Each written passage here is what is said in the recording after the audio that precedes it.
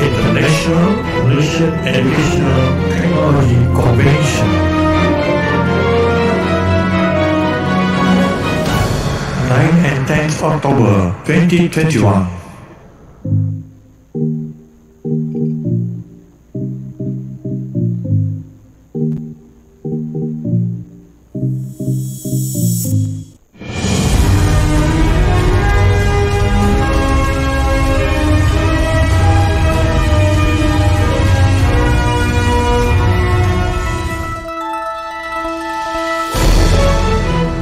International Malaysian Educational Technology Convention 9 and 10th October 2021.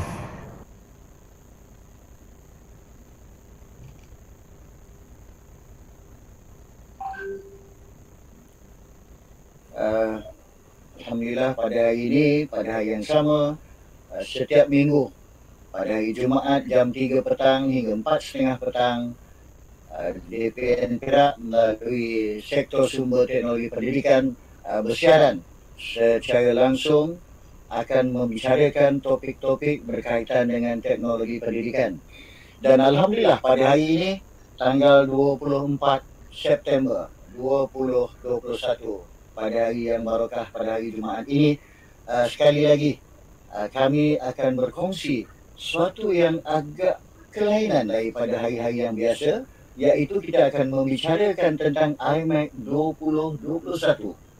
Dan untuk membicarakan perkara ini bersama dengan kita adalah dua tokoh ataupun dua panel yang amat disegani. Yang pertama, kita bersama dengan Prof. Dr. Wan. Assalamualaikum, Prof. Waalaikumsalam. Jadi Prof, boleh secara ringkasnya Prof memperkenalkan diri Prof untuk khalayak mengetahui siapa sebenarnya Prof kita pada hari ini. Silakan Prof. Terima kasih sahabat saya. Assalamualaikum warahmatullahi wabarakatuh. Selamat petang. Saya pada masa ini adalah pengarah teknologi pengajaran dan multimedia di Universiti Sains Malaysia. Jadi telah diberikan amanah sebagai Presiden Persatuan Teknologi Pendidikan Malaysia untuk tanggal 2021 hingga 2020 hingga 2022. Kemudian saya mempunyai pendidikan di Kuala Kangsar, ijazah pertama di Universiti Malaya, dan melanjutkan pelajaran di United Kingdom di Manchester untuk sarjana dan PhD di University of Leeds. Bidang saya adalah bidang teknologi pendidikan, atau lebih khusus lagi adalah instructional multimedia. Sebagai seorang pendidik, saya sebenarnya juga adalah bekas seorang guru di beberapa sekolah di negeri Perak dan juga di pejabat pendidikan daerah dan di jabatan pendidikan negeri. Juga jawatan terakhir saya sebelum menyertai USM adalah pensyarah Politeknik Koma. Jadi dengan pengalaman yang ada, saya dapat melihat evolusi dan revolusi teknologi pendidikan itu yang berlaku di Malaysia, dan saya mengamalkannya.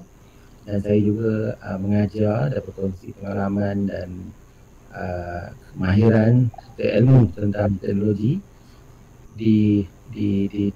pada kawan-kawan dan juga kepada pelajar-pelajar saya lah.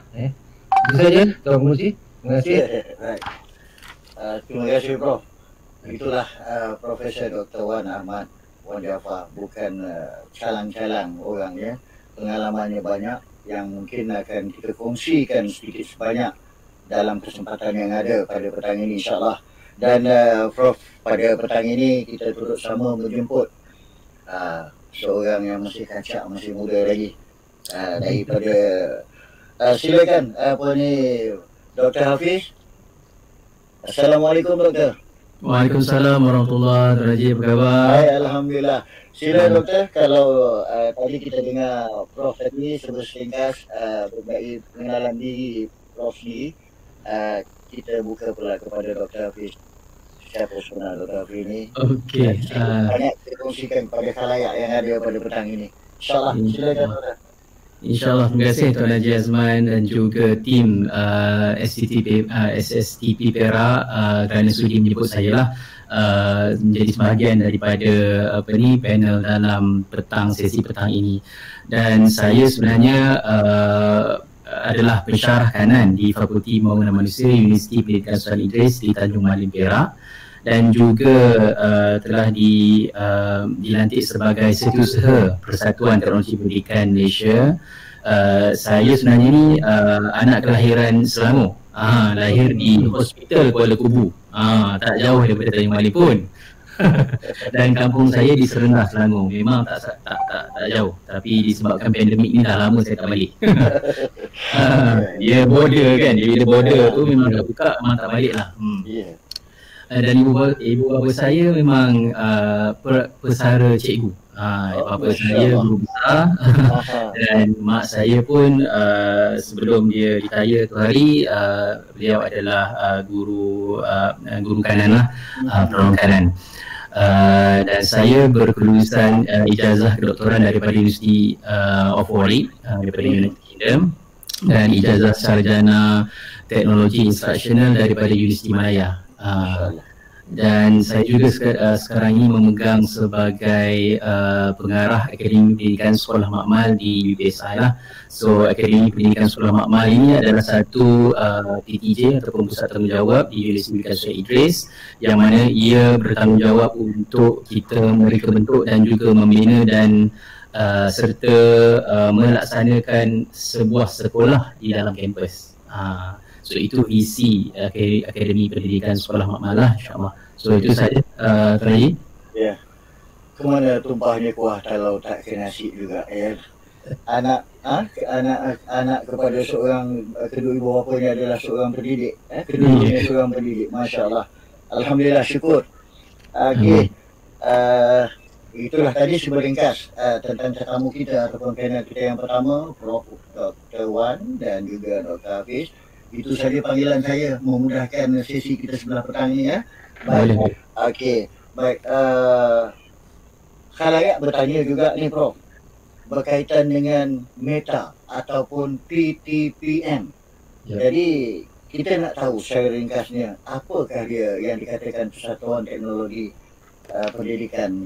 Silakan Prof. Baik, terima kasih.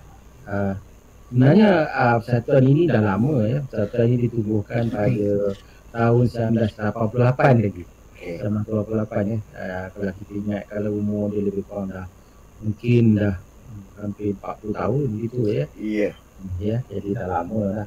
Jadi persatuan ini sebenarnya ditubuhkan oleh sekumpulan penyelidik, pensyarah-pensyarah dan guru-guru, pegawai daripada Kementerian Pendidikan, yang telah hadir dalam satu konvensyen teknologi pendidikan, ya.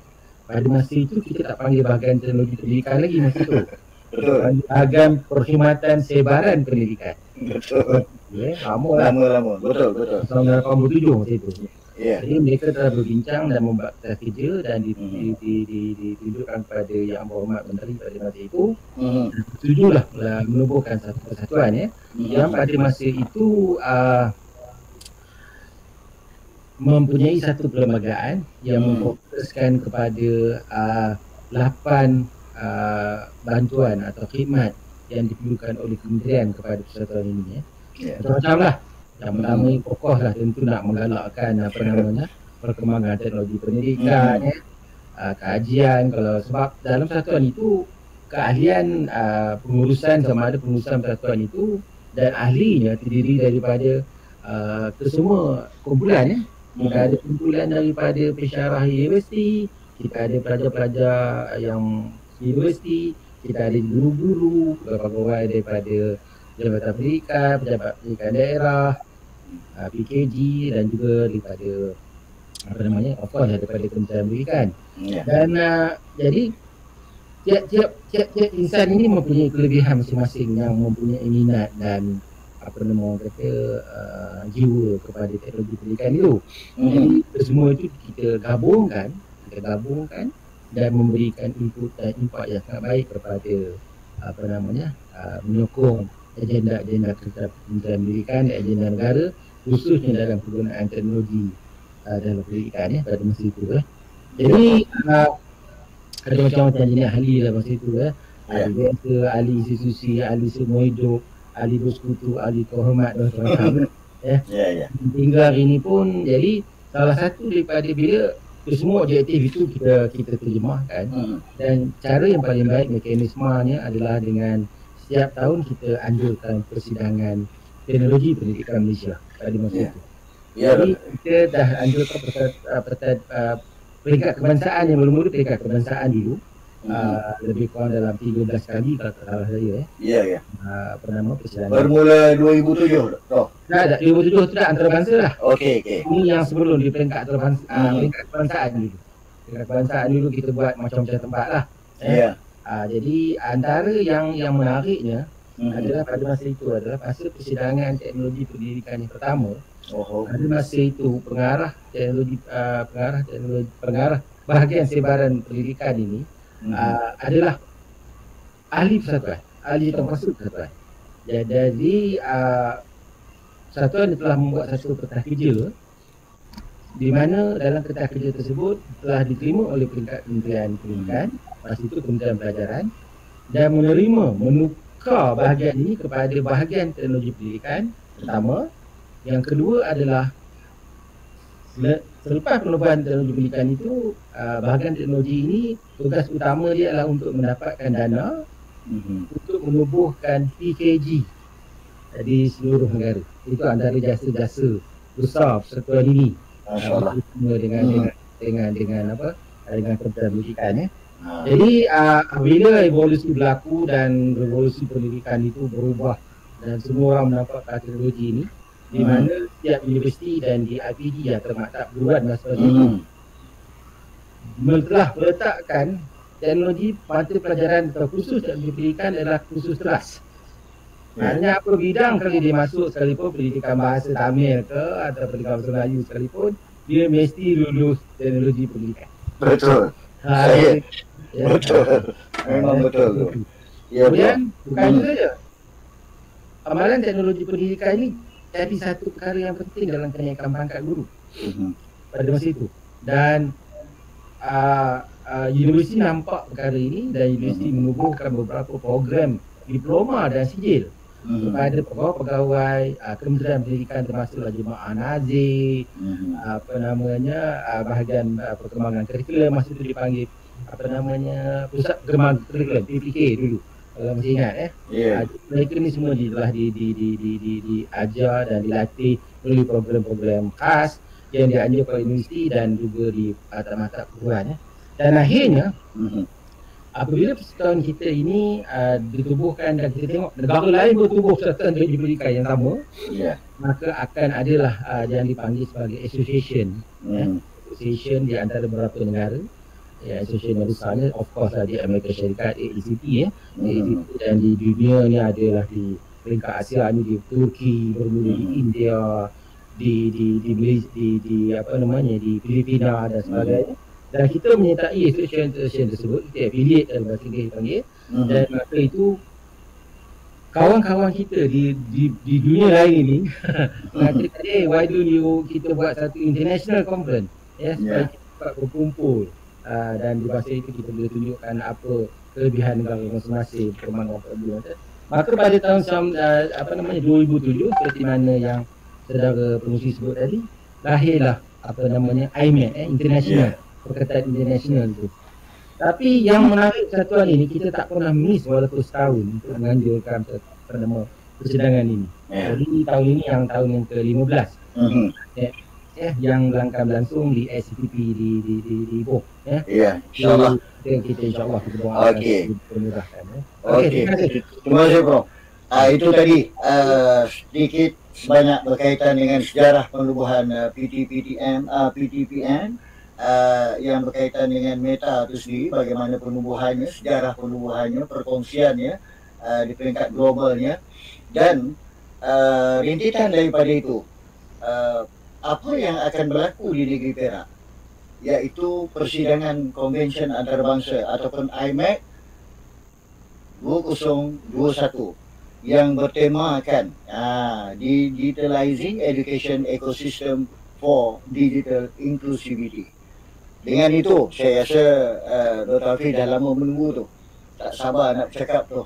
Okey, berkaitan dengan tema dan juga tujuan penganjuran IMAC 2021 tu. Silakan Dr. Hafiz. Okay, terima kasih Tuan Haji Pengerusi. Berkenaan dengan tema IMAC tahun ini, iaitu Digitalizing Education Ecosystem for Digital Inclusivity. So tema pada IMAC pada tahun ini dia bertitik tolak kepada apa yang kita dapat perhatikanlah yang sedang berlaku di dalam dan juga di luar negara sebenarnya dalam landscape pendidikan dan juga teknologi pendidikan. Seperti yang saya rasa semua sedia maklum, kita di negara Malaysia ini kita ada satu inisiatif yang baru yang diperkenalkan, iaitu pendidikan digital, kan, dan ini memberi ataupun membuka satu peluang perkongsian ataupun perbincangan berkenaan dengan polisi-polisi baru, dan bagaimana polisi-polisi baru ini direka bentuk berdasarkan kepada apa yang diamalkan, yang lebih visible, yang lebih praktikal, diamalkan di sekolah-sekolah lah, di barisan hadapan pendidikan, itu di sekolah oleh guru-guru. Dan apabila berlakunya pandemik ini, kita lihat impak teknologi pendidikan ini kepada ataupun ke atas bidang pendidikan ini sangat-sangat besar.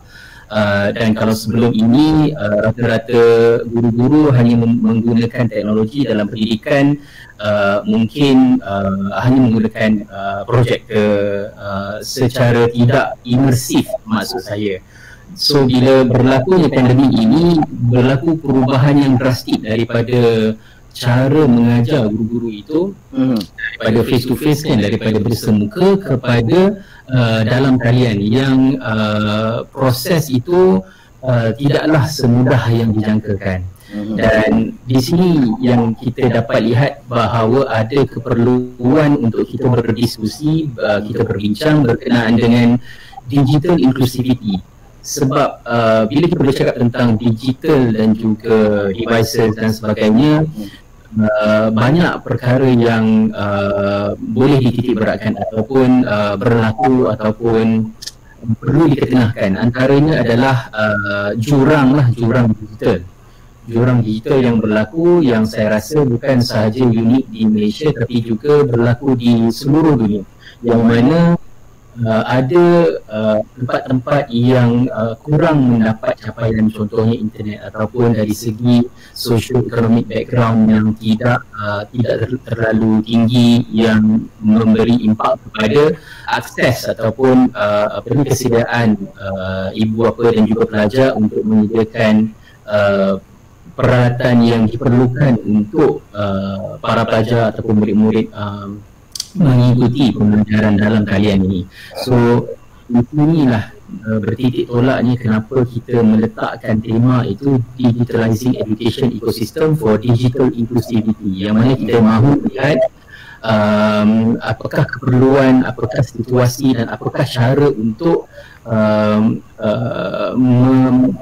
menyelesaikan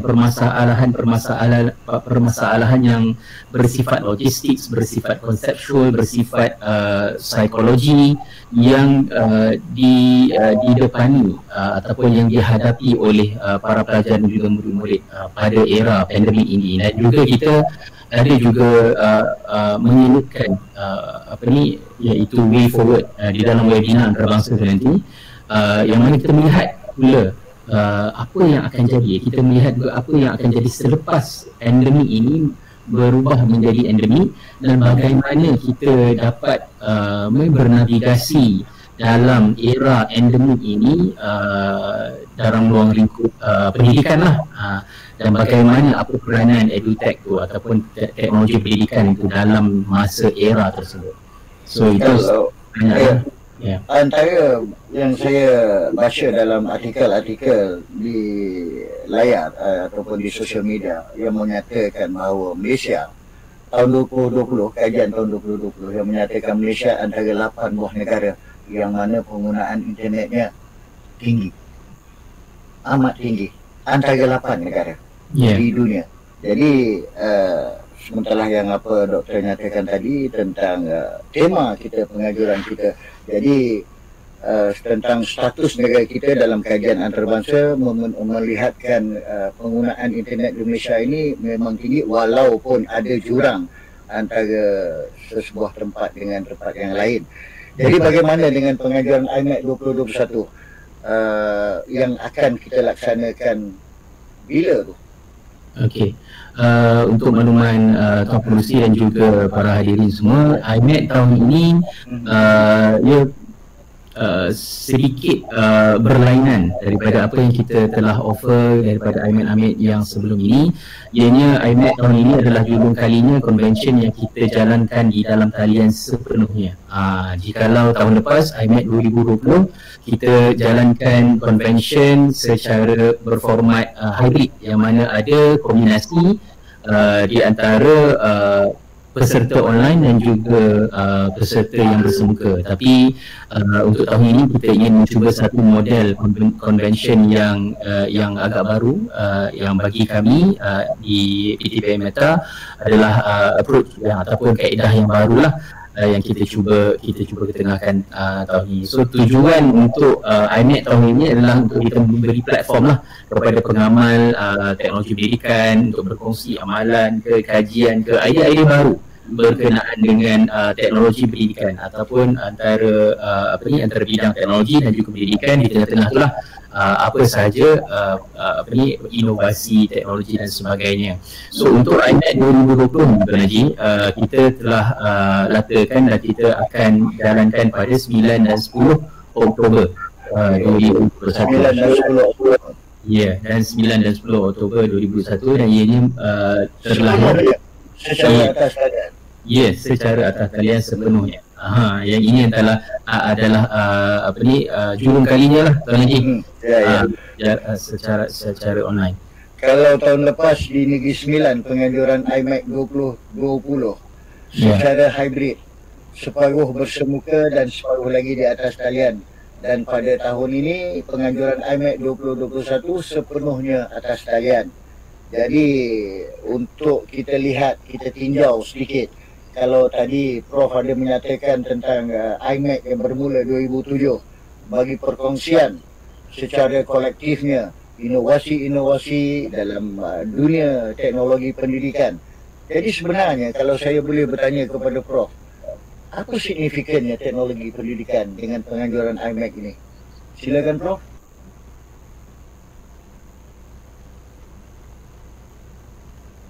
Mic Prof. Prof, buka mute tu. Okey, maaf. Kita perlu melihat teknologi ini dari segi mula. Kenapa kita perlu guna teknologi ya? Ya, silakan. Nombor satu ni kita kena ingat kita seorang pendidik ni.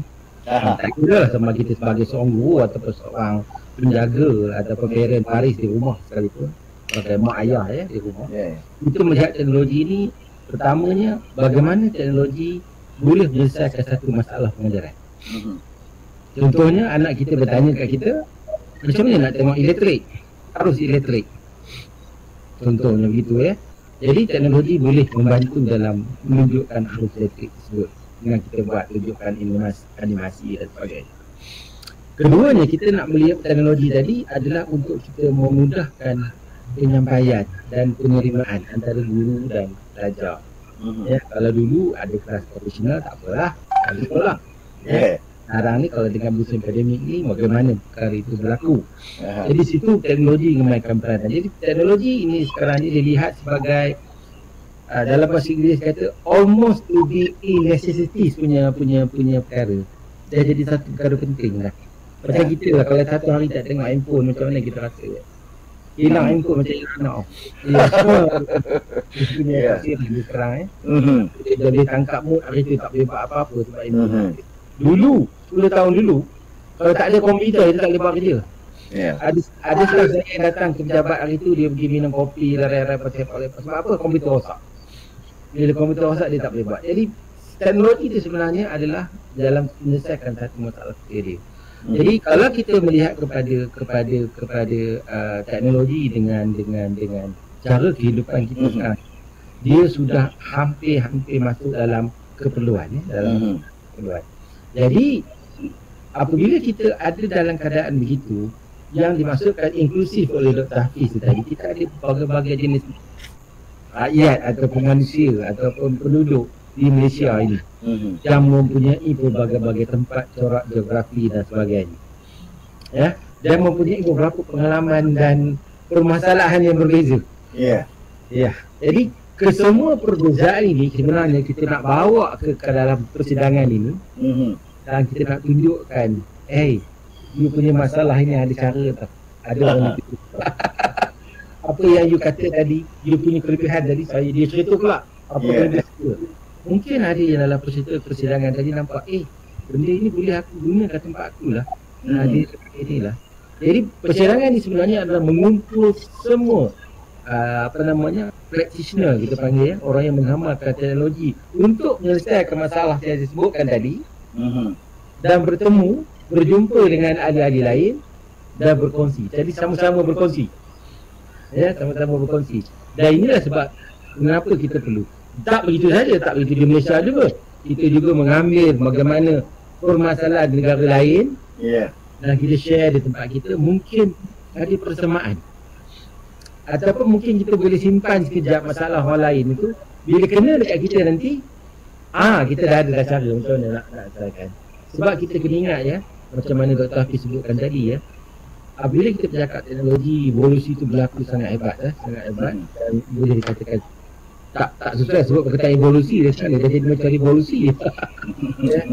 Jadi bila itu berlaku, kita kena ingat bahawa nombor satu adalah readiness, ya, kesediaan pada semua pihak, termasuklah kerajaan, stakeholder ni. Ini yang kerajaan ni yang susah sikit. Memang. Tapi Prof, dia bersesuaian juga dengan pandangan ataupun apa yang diungkapkan oleh Saidina Ali Muhammad Wajah. Didiklah anak kamu sesuai dengan zamannya. Jadi dengan keadaan sekarang memang ada keseimbangannya. Jadi sebenarnya kalau kita melihat daripada apa yang Prof dengan Dr. Hafiz nyatakan tadi tentang situasi pandemik yang berlaku sekarang ni, sebenarnya daripada sudut satu yang lain, memanglah kita mengetahui tentang bahaya ancaman daripada COVID-19 ini, tetapi dalam satu sudut pandangan yang lain, daripada sudut sisi yang lain, kita melihat satu perubahan dalam kalangan pendidikan khususnya, yang mana guru dan murid sama-sama mempertingkatkan penggunaan teknologi, khususnya teknologi pendidikan. Dalam saya minta respon daripada doktor berkaitan dengan situasi ini. Silakan.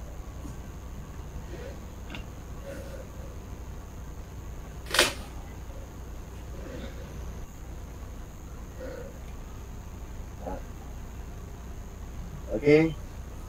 Tak apa dalam silakan. Kita kehilangan doktor sebentar, jadi boleh Prof respon tentang apa yang saya nyatakan tadi. Kita melihat apa yang Tuan Haji maksudkan tadi, ya. Kita melihat COVID ini sebenarnya adalah satu daripada hikmah lah. Dia sebagai orang Islam banyak percaya pada satu benda, musibah atau ujian itu sebagai satu hikmah, ya. Ini bermakna bagi saya lah, bagi pandangan saya, apabila COVID ini berlaku, ya, melanda di seluruh dunia, kita cepat ringkas dan memikirkan bagaimana kita nak meneruskan pendidikan anak-anak kita, dan bagaimana benda ini boleh berlaku, yang menyebabkan kita memikirkan apakah kaedah yang terbaik untuk meneruskan agenda pendidikan tersebut. kita tak mahu anak-anak kita keciran dan sebagainya. Jadi berbagai pendekatan, perbincangan di antara practitioner, celik pandai dan pendidikan di universiti dan sebagainya, dan lahirlah berbagai-bagai kaedah mengikut permasalahan tadi. Dan bagi saya ini adalah satu perkembangan yang sangat sihat dan sangat baik. Ini bermakna kalau kita berlaku COVID sekali lagi pun, ya, kita dah ada cara dah macam mana kita nak atasi, bukan nak atasi COVID itu, mana mengatasi masalah apa namanya dalam bidang pendidikan khususnya.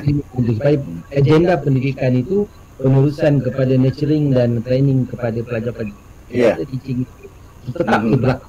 Itu penting. Betul. Berkaitan dengan penganjuran IMEC 2021 ini, Prof, kita lihat daripada segi matlamat penganjuran, objektif penganjuran.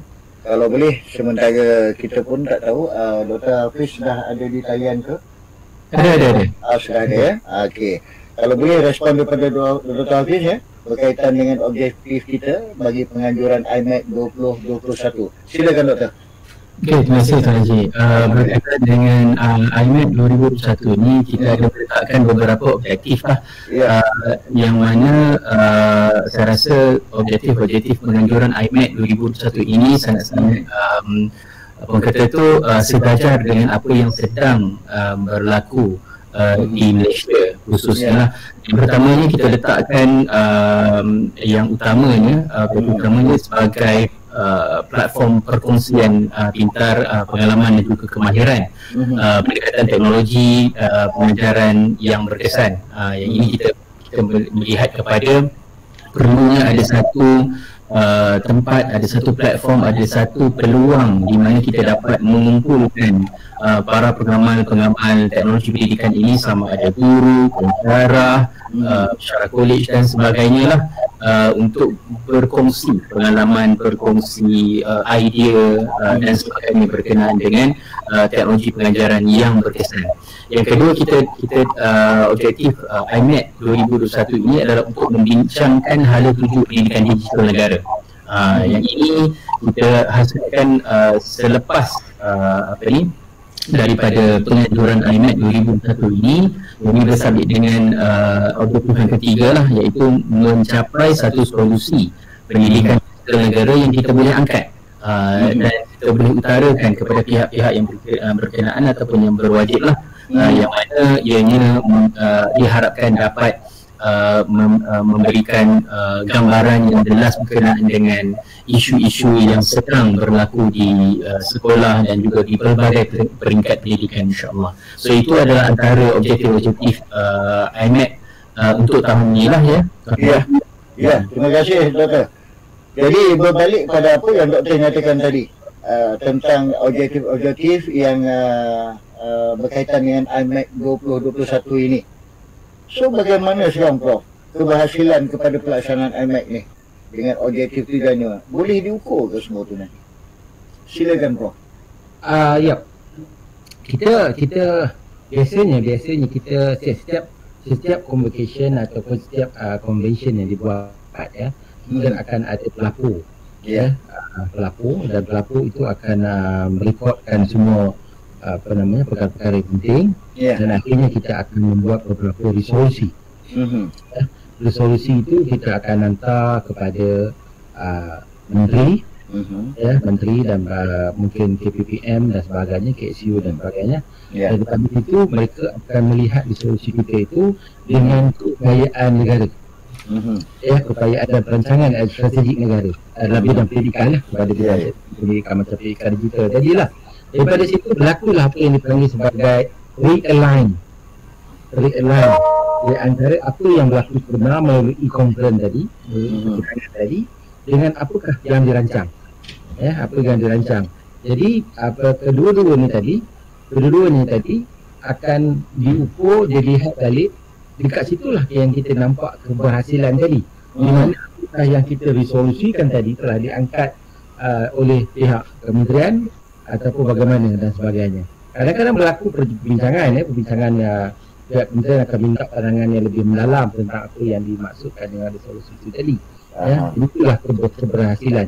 Dan daripada situ biasanya selepas satu tahun ataupun selepas 2 tahun, kesemua keberhasilan itu di peringkat negara, di peringkat selalunya dibincang oleh TKSU 2, Timbalan Ketua Usaha Pendidikan 2, dan mereka akan berkongsi dengan persatuan apakah keberhasilan yang telah dapat dibuat di peringkat kebangsaan melalui idea-idea kita tadi yang kita cadangkan kepada kementerian tadi. Itu sangat menarik dan biasanya saya sangat berpuas hati dengan apa yang selalu yang kita setuju bersama lah. Dan itulah kayu pengukur kepada IMEC 2021 nanti. Ya, Prof. Okey, Doktor. Kalau kita melihat kepada convention itu nanti, mungkin dalam khalayak yang ada bersama dengan kita ataupun yang akan datang bersama dengan kita nanti ingin mengetahui tentang jadual convention ini.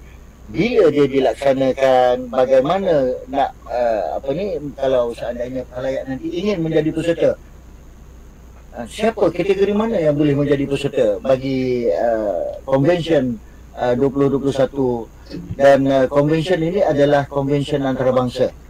Mohon Dr. Hafiz untuk memperincikan lagi berkaitan dengannya. Silakan Doktor. Boleh, terima kasih.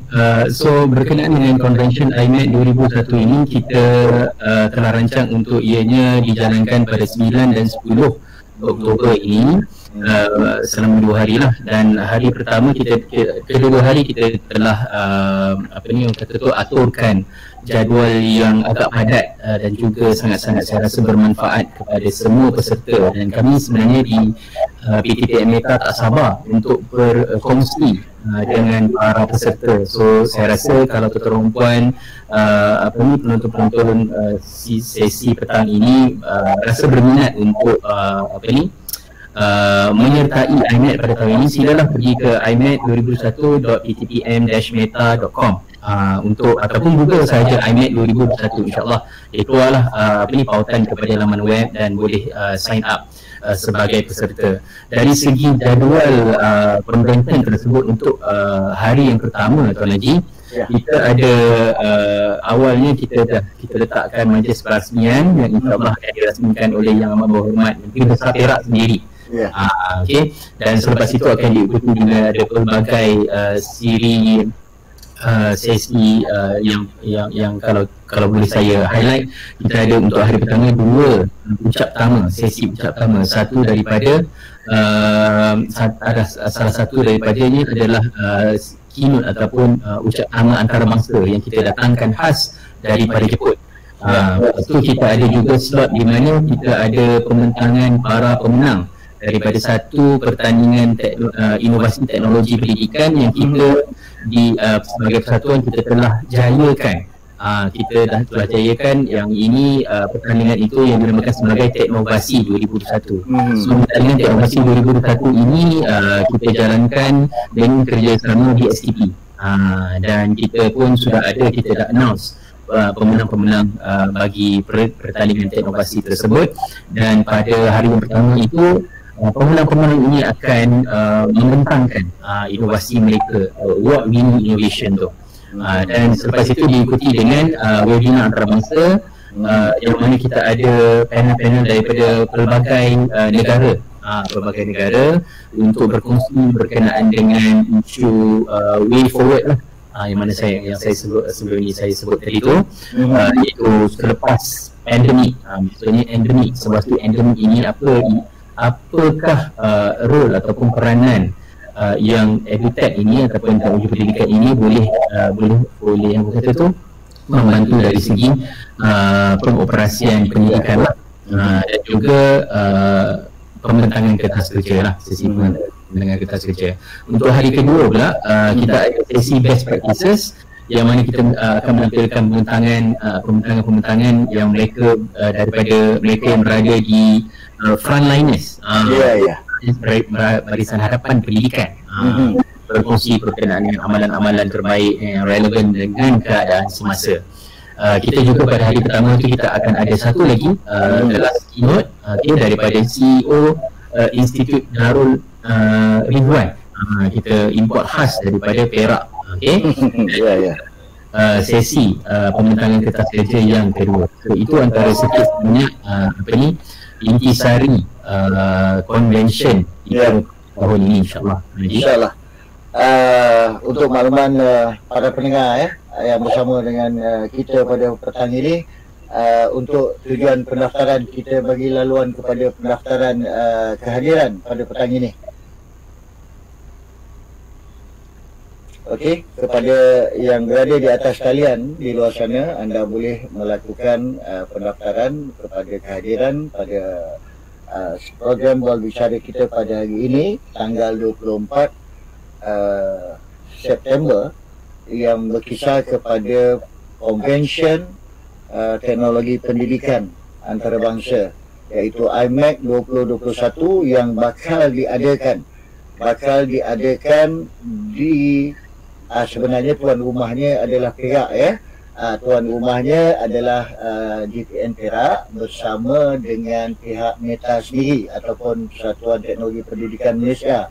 Jadi oleh kerana keadaan semasa yang umum sedia maklum, jadi pelaksanaan kali ini adalah berbeza dengan tahun-tahun sebelumnya, yang mana kalau kita lihat penganjuran yang bermula 2007 dulu, meriahnya berbeza.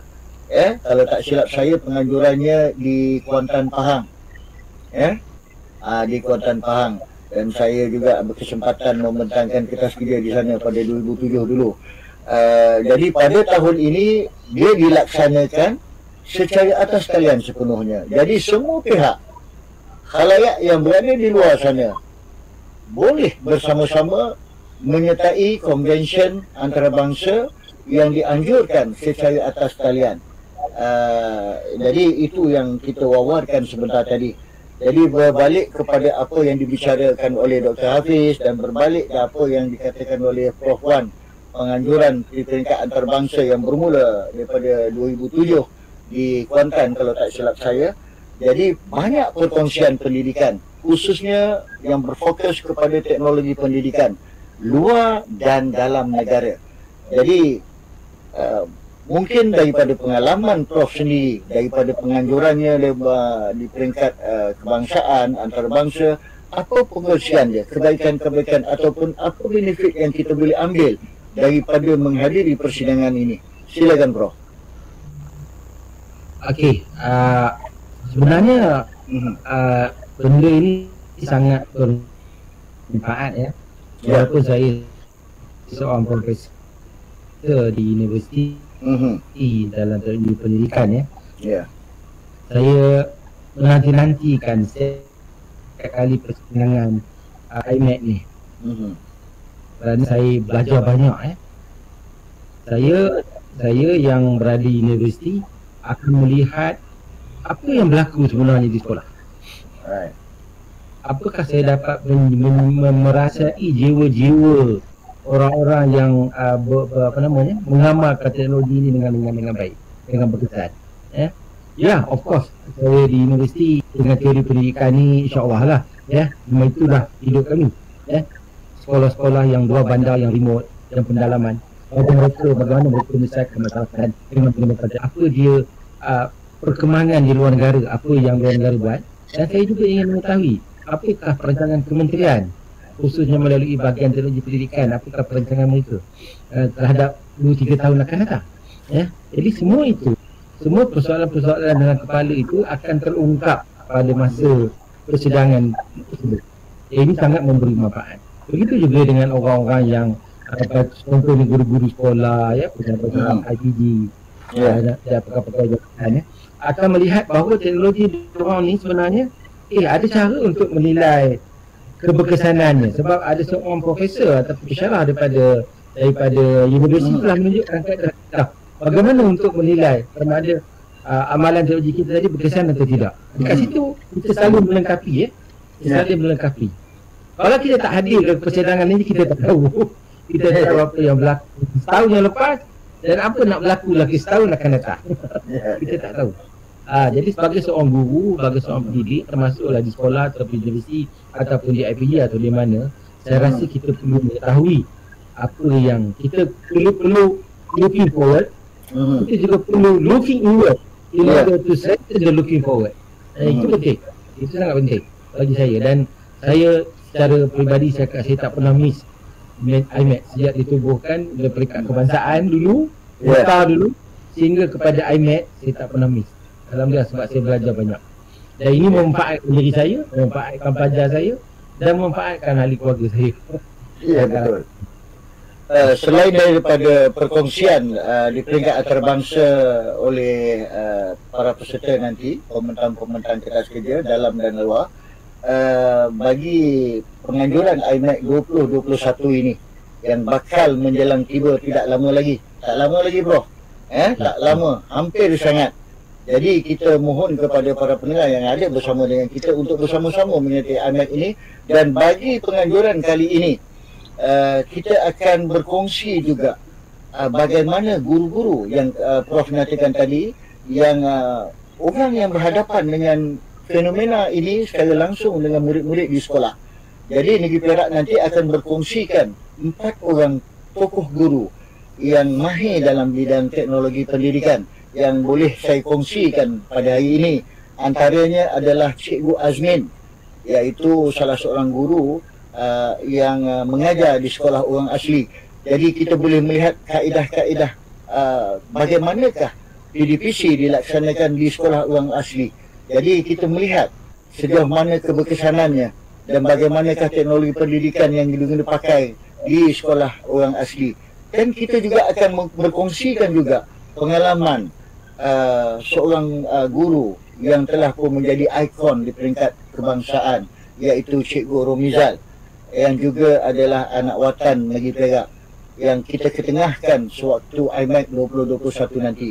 Dan selain daripada itu, kita kongsikan juga pengalaman daripada seorang guru daripada SJKT, Ladang Nova Scotia. Bunyi Nova Scotia tu jauh, tapi Nova Scotia ini berada di Teluk Intan.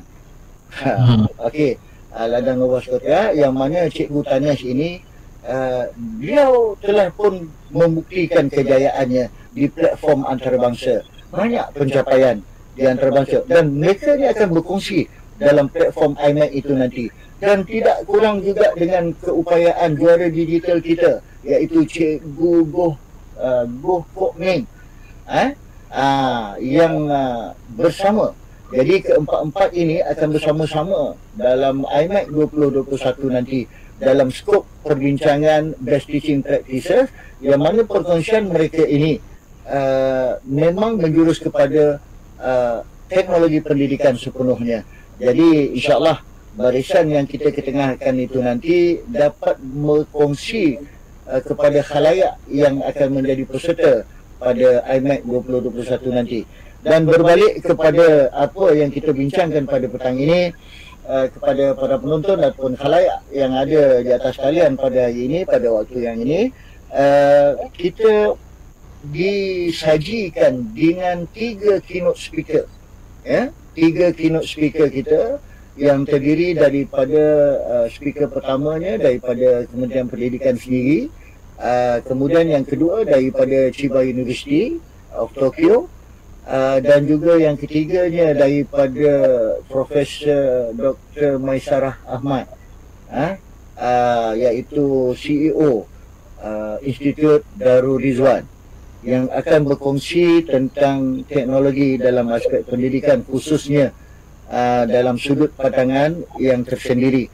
Jadi masing-masing daripada 3 watak yang sama dalam latar yang sedikit berbeza.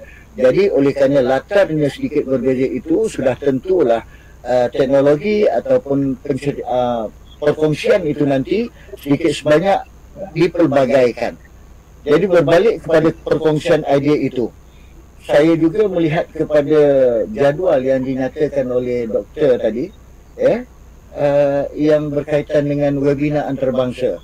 Jadi kalaulah kita masih ada kesempatan lagi, kalau boleh Dr. Hafiz untuk berkongsi tentang keynote speaker secara ringkasnya dan terus kepada webinar antarabangsa. Jadi bagaimanakah pengajuan itu, apakah impak khususnya, sebab kita tahu dalam khalayak sudah tentulah IMEC 2021 ini memberikan suatu yang wow factor. Jadi setidak-tidaknya mereka menunggu-nunggu apakah wow factor yang ada dalam keynote speaker, best teaching practices dan juga webinar antarabangsa itu nanti. Silakan Doktor. Okey, terima kasih Tuan Pengerusi. Okey, untuk keynote speaker IMEC 2021 ini kita telah sediakan 3 keynote speaker seperti mana yang Tuan Pengerusi sebutkan tadi. Yang keynote yang pertamanya adalah Puan Mazna Abu Bakar, pengarah PSTP sendiri daripada Kementerian Pendidikan Malaysia kita. Yang keynote untuk yang kedua kita terbangkan khas secara digital lah, secara virtual, iaitu Prof Masami Yoshida. Prof Masami Yoshida ni antara orang kuat edutech juga di Jepun, daripada Chiba University daripada Jepun. Dan yang keynote yang ketiga adalah Dr. Maisarah Ahmad, iaitu CEO Institut Darul Rizwan. So ketiga-tiga ucap tamu ini mereka akan apa kata tu, kalau dalam bahasa Inggeris, attack the themes of the convention tu dari pelbagai segi, dari pelbagai perspektif lah.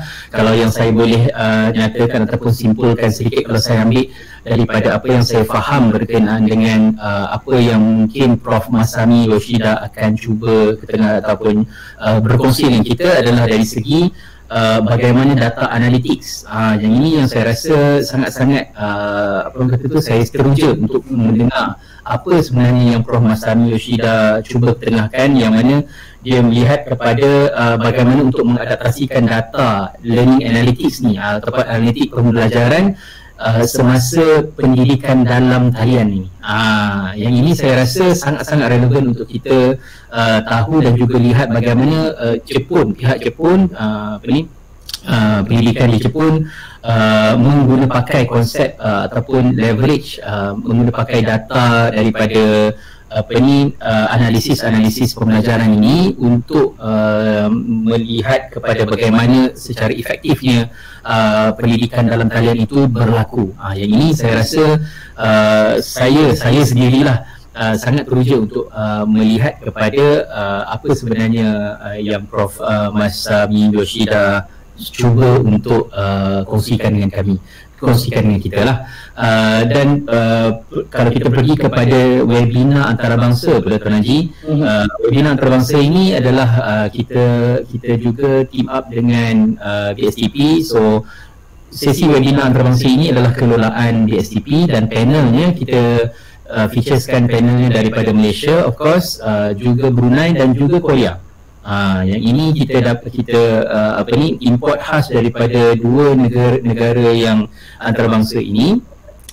Yang untuk kita melihat tajuk webinar ini adalah Digitalization of Education Amidst COVID-19 Endemic, The Way Forward. Yang ini yang saya kata mungkin perbincangan yang saya rasa pasal para peserta juga sangat boleh teruja untuk mendengar bagaimana kita boleh move forward daripada situasi pendidikan pandemik zaman sekarang, pada masa sekarang ini kan, bagaimana caranya untuk kita mendepani COVID-19 ini apabila ianya telah melepasi endemik, fasa endemik ataupun diisytiharkan sebagai endemik, yang mana kita perlu berdepan dengan risiko, tapi dalam pada masa yang sama kita perlu juga menitikberatkan proses pembelajaran supaya ianya tidak terputus. Yang mana masa kita pun sudah maklumlah PDPR ni dia banyak isu logistiknya, dan kita sebagai pendidik ni pun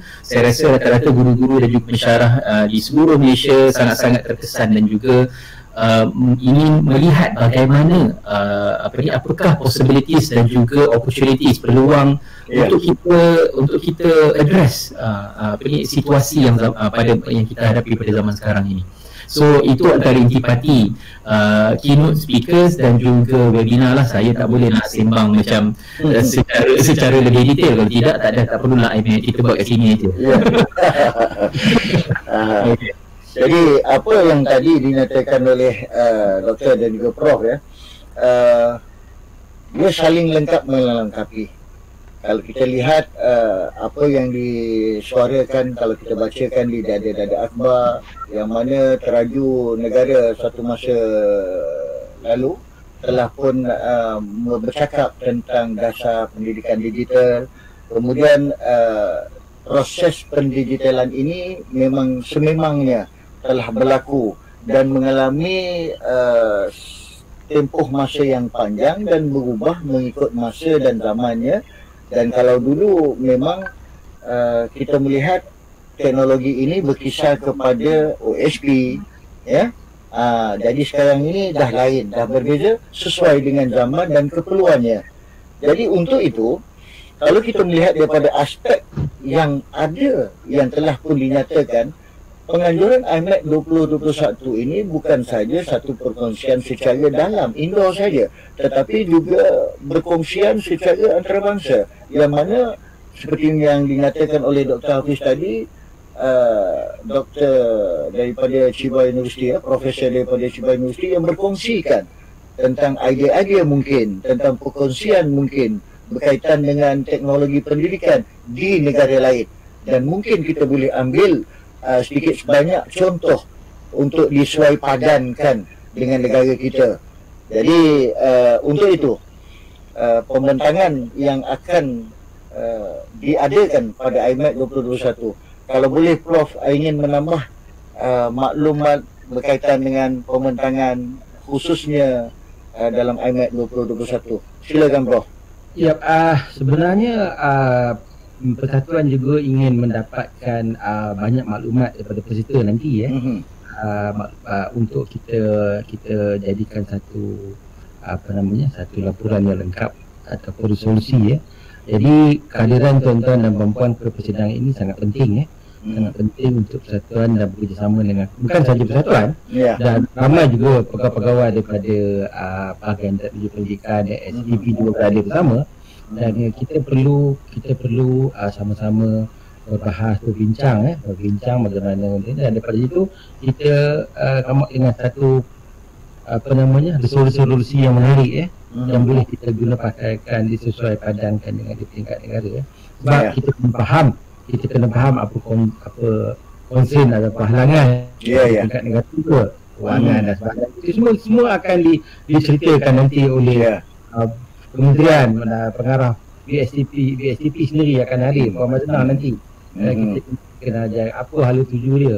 Dari situ kita boleh renung dan lihat bagaimana kita boleh membantu dan bagaimana kita boleh sesuai padankan dengan apa yang resources atau sumber yang kita ada. Jadi bagi saya kehadiran ini sebenarnya banyak tujuan. Bukan satu batu baling dua burung. Banyak burung. Jadi saya rasa kita kalau kita dah membulatkan diri untuk hadir itu, saya nak ucapkan tahniah lah. Alhamdulillah. Dan pada mereka yang masih berfikir sama ada nak hadir atau tidak, saya sangat menyeru supaya hadir sebab banyak faedahnya nanti. Bukanlah, tapi dalam talian ni tak boleh lah kita nak berjalan. Kalau bismillah boleh pergi audition, boleh rebung dan sebagainya, sebut dan sebagainya.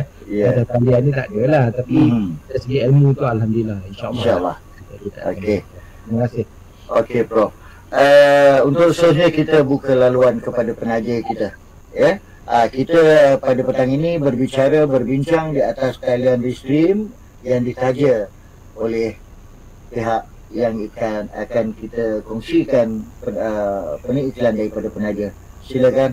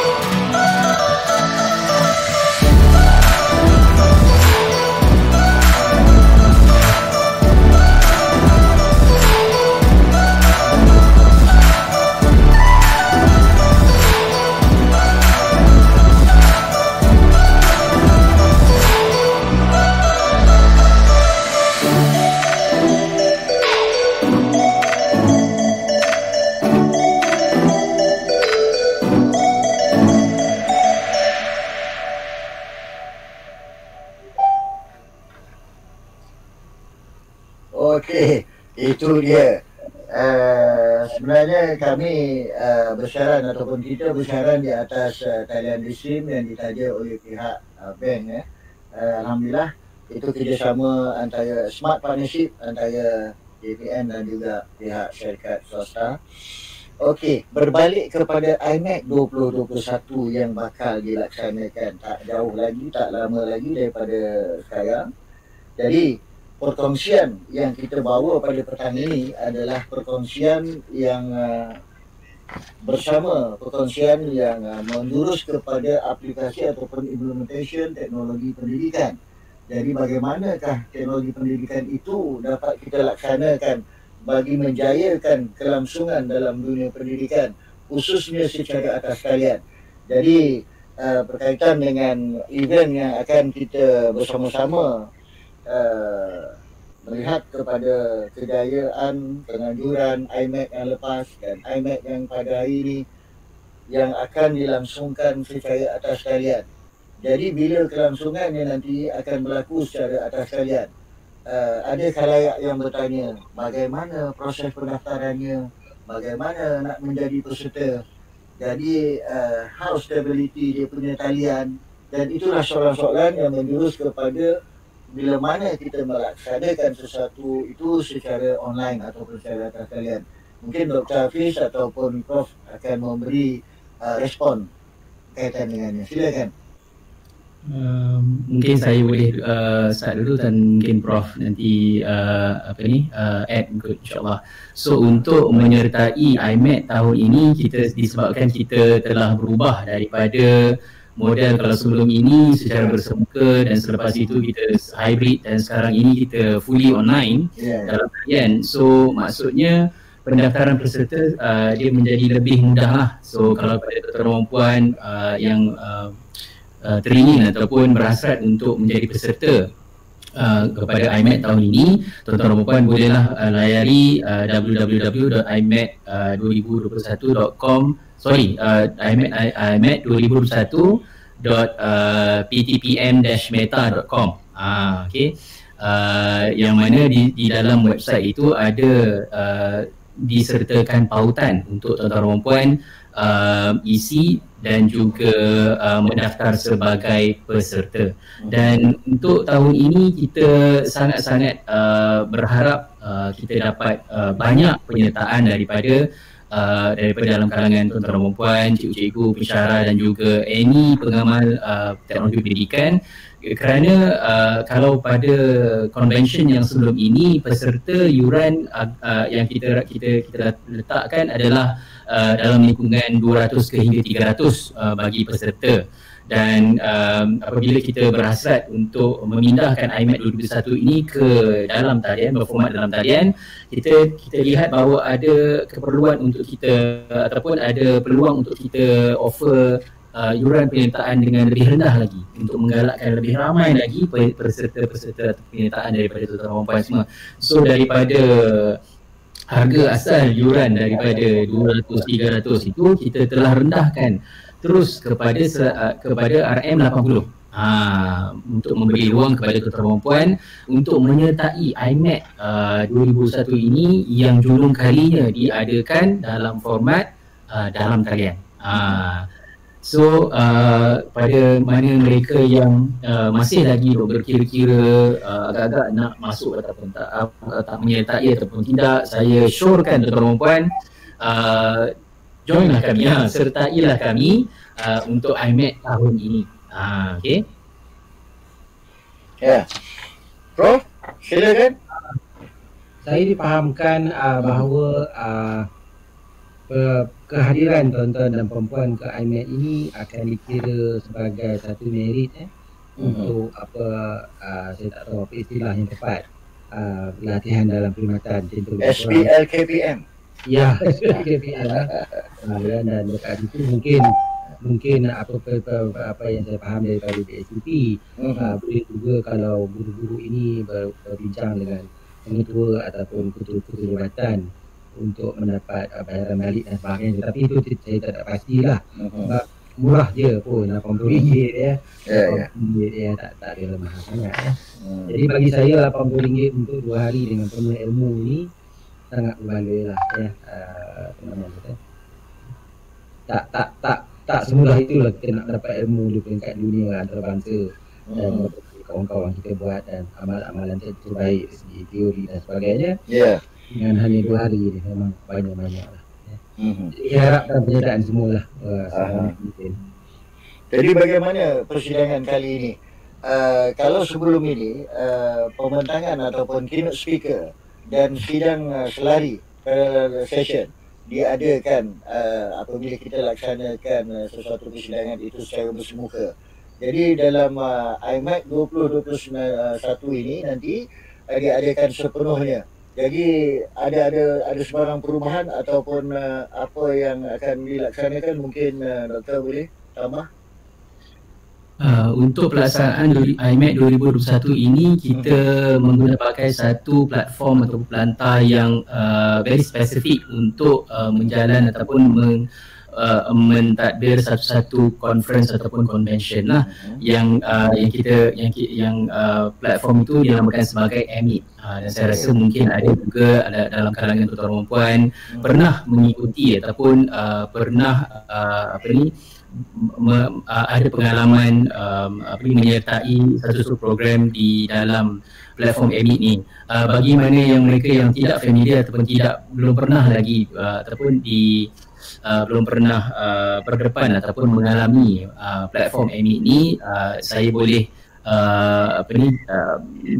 berkongsi sedikit dengan tuan-tuan perempuan yang mana platform EMIT ini dia ada berkonsepkan seperti mana convention ataupun persidangan yang biasa kita hadiri. Dia ada konsep lounge yang mana sebelum satu sesi kalau ikut daripada program tentative program itu berlangsung, ada ruangan di mana para peserta dan juga pembentang boleh berkomunikasi, mingle around, orang putih kata, di lounge ni.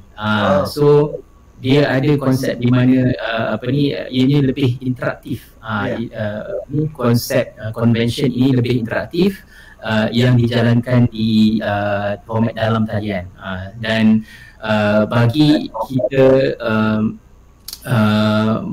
untuk menyelesaikan isu-isu contohnya dari segi connection problem dan sebagainya, kita mengambil langkah untuk kita pre-record kesemua pembentangan dan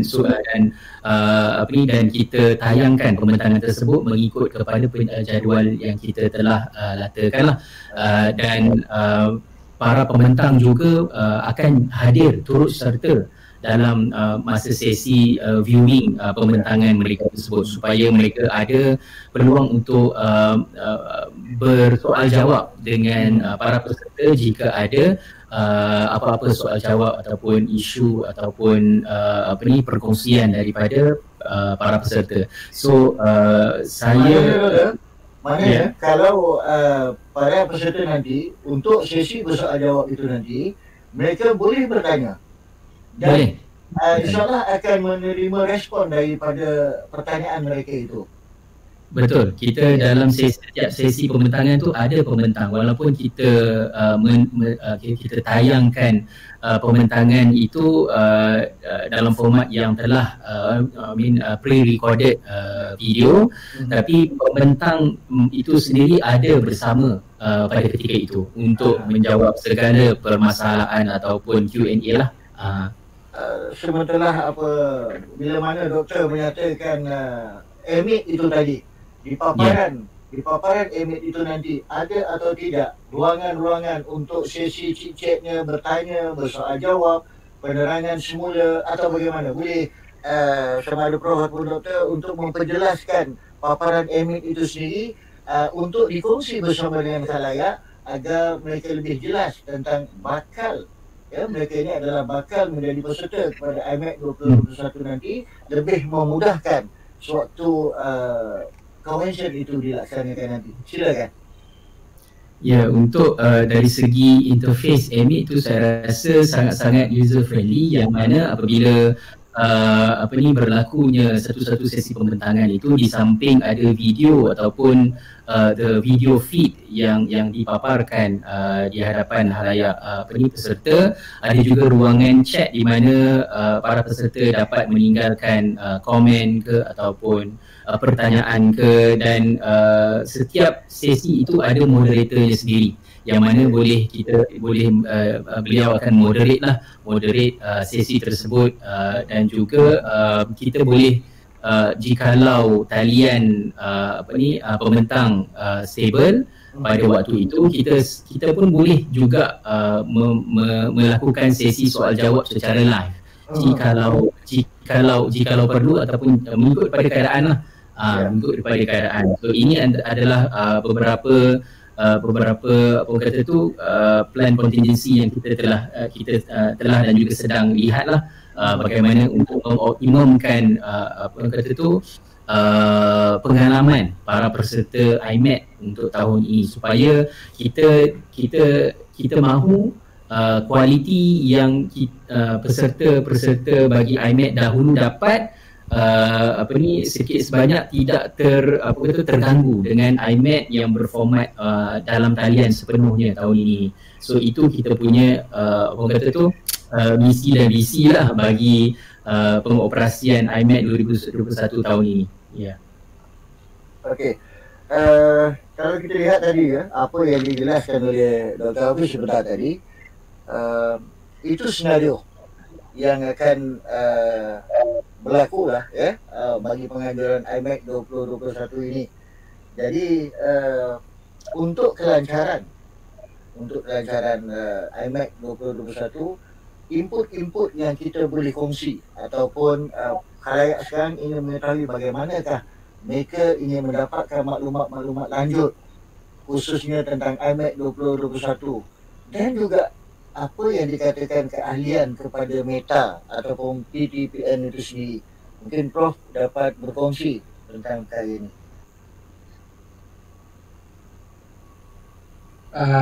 Baik, sebenarnya kita apabila kita menganjurkan persidangan, kita juga membuka ruang dan peluang kepada ahli-ahli peserta persidangan untuk menjadi ahli persatuan. Apabila seseorang itu menjadi ahli persatuan dengan bayaran yang sangat rendah, RM25 saja, automatik beliau mempunyai akses kepada semua kemudahan-kemudahan yang ada yang ditawarkan oleh persatuan. Contohnya, sekiranya kita ada pertandingan dan sebagainya, kita menghantar wakil ataupun membuat penerbitan dalam jurnal bagi staf-staf universiti dan di IPG, mungkin juga guru-guru sekolah juga yang ingin menerbit kajian tindakan dan sebagainya, kita ada ruang untuk diterbitkan. Jadi dengan menjadi ahli juga kita akan mendapat sebaran-sebaran perkongsian lain dalam grup sosial media, contohnya dalam WhatsApp, grup-grup yang lain, supaya kita dapat lebih banyak manfaat sepanjang tahun tersebut. Jadi keahlian itu dibuka setiap tahun. Ada juga keahlian yang untuk semua hidup, sekali bayar untuk tadi sebagainya. Itu dan ahli juga berpeluang untuk dicalonkan sebagai ahli jawatankuasa persatuan apabila pemilihan berlaku. Ya. Prof, bagaimana pula kalau ada dalam kalangan khalayak yang ada mendengar pada petang ini ingin membuat pembentangan kertas kerja, ada masa lagi ke? Ada ruang lagi ke? Ada peluang lagi ke? Saya kena rujuk kepada Dr. Hafiz kalau ada ruang. Silakan Dr. Hafiz. Berkenaan dengan pembentangan kertas kerja, setakat ini kita telah terima sejumlah 16 kertas kerja sebelum tarikh tutup. Tapi kami juga di pihak organizer telah mendapat banyak request selepas tarikh tutup submission untuk kertas kerja tersebut, untuk mereka turut serta sebagai pembentang.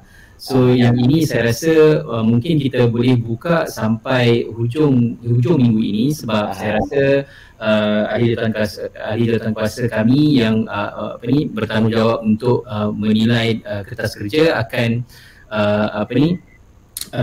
akan mengeluarkan surat penerimaan acceptance letter hujung minggu ini insyaAllah. So saya rasa kalau kita buka sehingga esok dan lusa sajalah insyaAllah. Kalau mana-mana yang lagi yang ada berkesempatan untuk dan juga mahu menyertai IMAC 2021 ini sebagai pembentang, boleh laju-laju. InsyaAllah. Maknanya doktor maknanya kesanggupan pihak Meta bersama dengan urus dia penganjuran IMAC 2021 bersedia menerima sebarang permohonan bagi pembentangan kertas kerja, memberi ruang dan peluang kepada khalayak sama ada daripada warga pendidik maupun dari luar warga pendidik yang ingin turut serta memberi ataupun melaksanakan pembentangan kertas kerja mereka di platform antarabangsa. Dan apabila saya contohnya membentangkan kertas kerja di platform ini, apa yang saya dapat? Itu perkongsian yang perlu diperjelaskan kepada para pendengar kita. Silakan bro. Soalan itu agak cemas jugalah. Sebenarnya yang kita dapatnya adalah ilmu lah. Sebab kita teringat apabila kita membentang sesuatu itu, kita bukan saja kita nak share success story, kita juga nak share sad story. Supaya ada orang memberi input kepada kita macam mana kita nak selesai masalah itu. Itu penting. Selalu orang kata aku nak share benda-benda yang aku rasa yang menyeronokkan aku. Bukan. Jangan salah faham. Kita juga nak share apa masalah kita apabila kita membuat satu inovasi itu, dan pada masa itu peserta lain yang mempunyai maklumat yang success story dia kepada sad story kita, masa itu pertukaran itu berlaku. Pertukaran itu berlaku. Ini sangat menarik. Sangat menarik. Ataupun kadang-kadang kita rasa benda ini sangat sesuai pada kita dalam konteks kita. Tiba-tiba ada seorang daripada pensyarah tu dia kata saya pernah buat benda yang sama dan saya tambah benda ini supaya dia jadi lebih menarik dan boleh disesuaikan dengan student-student yang berkeperluan khas contohnya. Yang lemah masalahnya kan, yang kualiti rendah. Dia kata bagus juga. Rupanya apa yang aku nak bawa ni boleh kembangkan lagi rupanya. Dekat situ saya rasa manfaat yang paling banyak sekali lah. Of course ada DJ dan sebagainya itu semua sebagai iringan sajalah. Bagaimana pula kita pun kalau boleh dikongsikan sedikit sebanyak lagi di ujung-ujung waktu ni, berkisar kepada penganjuran kita IMAC 2021, kita dapat satu yang boleh disimpulkan bahawa integrasi teknologi dalam pendidikan memberi banyak faedah, khususnya kepada seorang pelajar maupun sebagai seorang pendidik. Berkaitan dengan pengintegrasian ini, apa respon daripada Dr. Hafiz?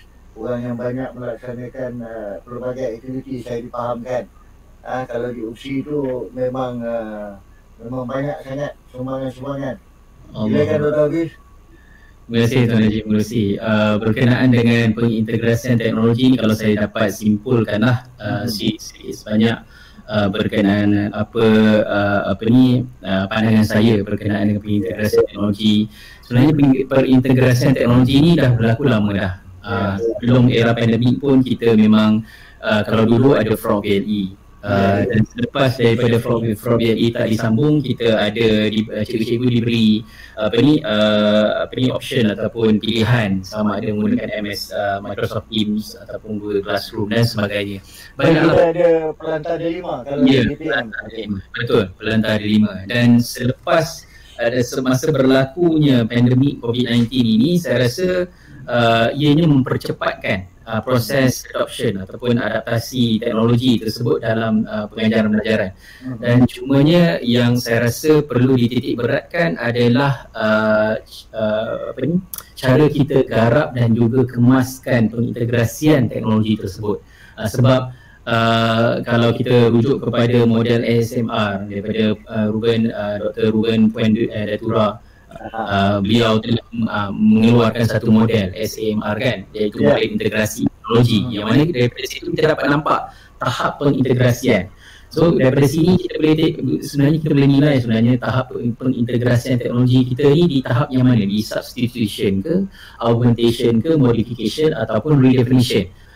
So di pelbagai di tahap pengintegrasian teknologi itu melambangkan bagaimana kita menggunakan teknologi tersebut. Adakah ianya kita menggunakan as is, contohnya menggunakan PowerPoint untuk presentation.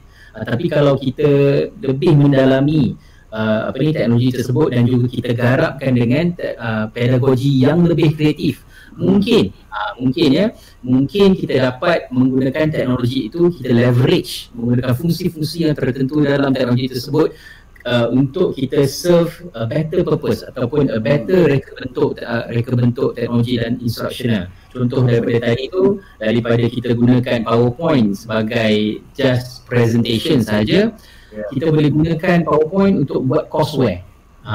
Yang lain pula yang kita boleh keluarkan ataupun kita boleh hasilkan courseware yang bersifat self-directed learning yang boleh kita bagi kepada student pada masa pandemik zaman sekarang ini untuk mereka bawa balik dan belajar di rumah.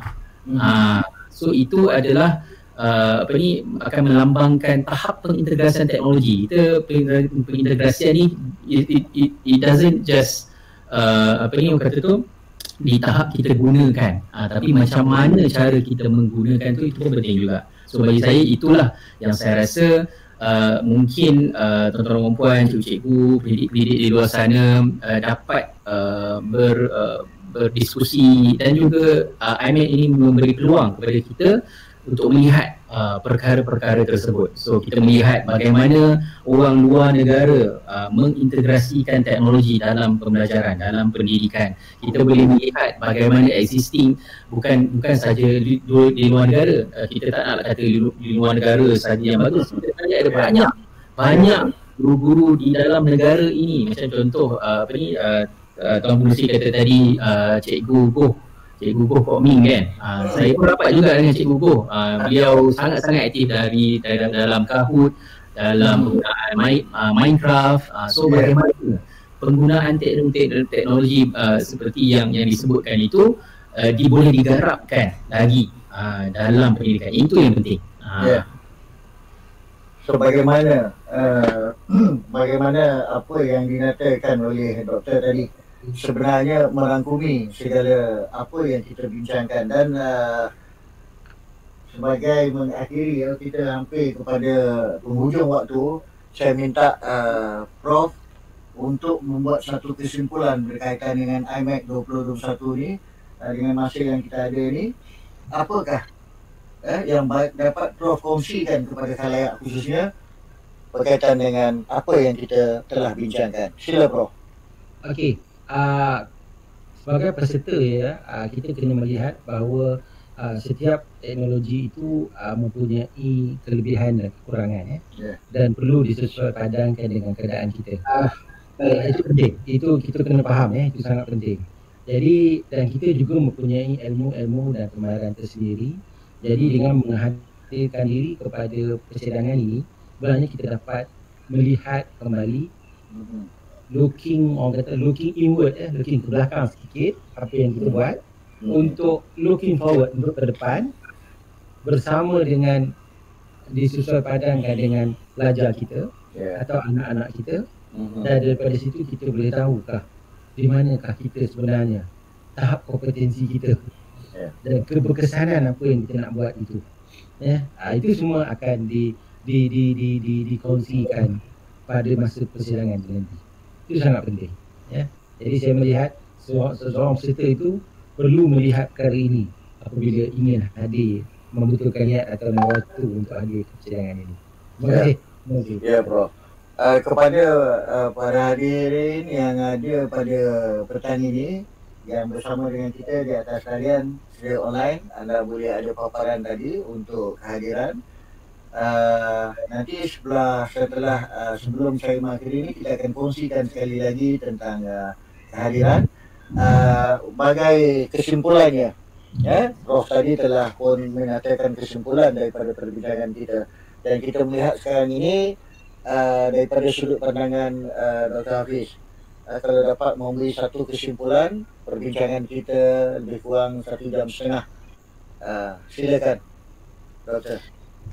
Okey, jadi sebagai kesimpulannya, saya mewakili daripada pihak penganjur daripada Persatuan Teknologi Pendidikan Malaysia PTPM ataupun MITA, Malaysian Education Technology Association, ingin menjemputlah tuan-tuan dan puan, saudara-saudari semua yang berminat untuk mendalami bidang teknologi pendidikan, untuk memahami apa yang sedang berlaku dalam konteks teknologi pendidikan, dalam konteks penggunaan teknologi dalam pengajaran dan pelajaran, dan untuk melihat bagaimana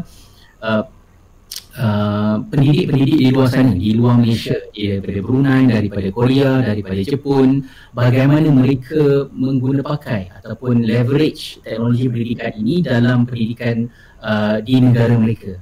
So saya rasa ini adalah peluang yang amat-amat bagus, peluang keemasan yang saya rasa, yang saya sifatkan perlu diambil oleh semua orang untuk kita sertai IMAT pada tahun ini, yang julung kalinya diadakan dalam format atas talian dalam talian, yang kami harapkan dapat memberi impak yang lebih lagi di dalam ataupun kepada bidang teknologi pendidikan di Malaysia ini. Kalau kita melihat sejarah dia, satu ketika penganjuran konvensyen ini pernah dilaksanakan di luar negara, betul kan Prof? Doktor? Betul. Ya, betul. Okey. Andai kata alhamdulillah Allah Taala memberi rahmat dan hidayah kepada kita semua dengan tiada lagi masalah pandemik dan kita pun mula endemik, dan adakah kebangkalian untuk penganjuran IMAT ni dilaksanakan lagi di luar negara, dan apa keuntungan kepada ahli, ahli khususnya ahli persatuan ni untuk attend kepada IMAT di peringkat antarabangsa yang diadakan di luar negara. Mungkin sedikit perkongsian daripada Prof.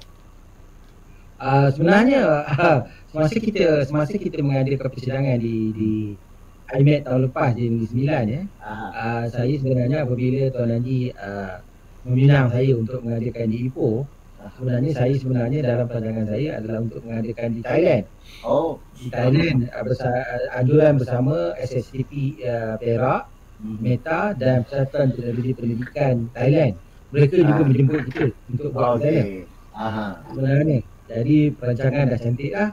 Tiba-tiba COVID makin bertambah bilangan. Jadi sebenarnya janji saya dengan Presiden Persatuan Pendidikan di Thailand, tidak panggil Persatuan Teknologi Pendidikan, ada satu nama lain. Kita akan teruskan juga. Kalau pandemik tahun depan okey, InsyaAllah. Jadi endemik dan tak ada apa, InsyaAllah tahun depan kita akan buat di Bangkok.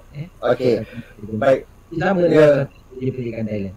Ya Prof, dan demikian tadi kita berbincang dengan panjang lebar bersama dengan tetamu kita, iaitu Profesor Dr. Wan dan juga Dr. Hafiz, yang membicarakan tentang pelaksanaan IMAT, penganjuran IMAT 2021, yang mana pihak Persatuan Teknologi Pendidikan Malaysia dengan Jabatan Pendidikan Negeri Perak akan menganjurkan persidangan ataupun konvensyen IMAT ini statusnya adalah antarabangsa, dan penganjurannya kali ini adalah secara atas talian sepenuhnya, online sepenuhnya. InsyaAllah pada masa akan datang mungkin kita berkesempatan untuk bersiaran lagi bersama, mungkin dengan topik-topik yang lain.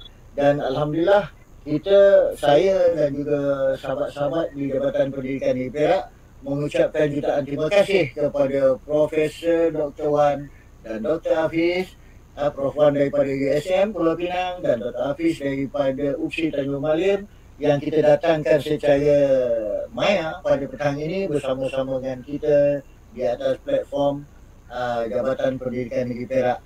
Dengan itu saya mengucapkan jutaan terima kasih dengan lafaz Assalamualaikum warahmatullahi taala wabarakatuh, salam sejahtera, salam bahagia. InsyaAllah kita jumpa lagi di lain waktu dan lain masa di masa yang akan datang. Terima kasih.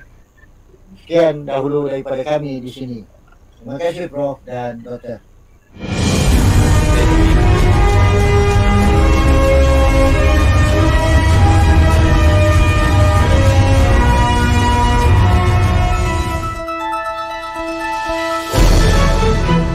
International Malaysian Educational Technology Convention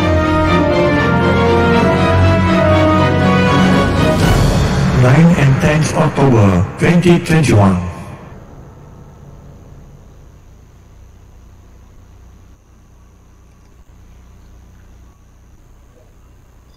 Terima kasih Tuan Haji.